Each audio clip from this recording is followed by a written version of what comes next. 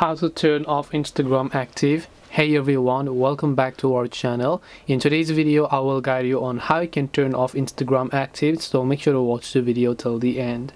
In order to turn off active on Instagram, all you have to do is go ahead and then first of all make sure to launch the Instagram application here. And once you launch the Instagram app, you want to simply come to your profile icon by tapping the profile icon over here. Once done, tap the three lines option from the top right hand side of the screen, and from here on what you want to do is simply go to the option known as messages and story replies and then tap on it. And if you look over here, you'll find the option called show activated status. Make sure to tap on it and just make sure to turn off the toggle right next to it. And this way you'll be able to turn off your active status on Instagram.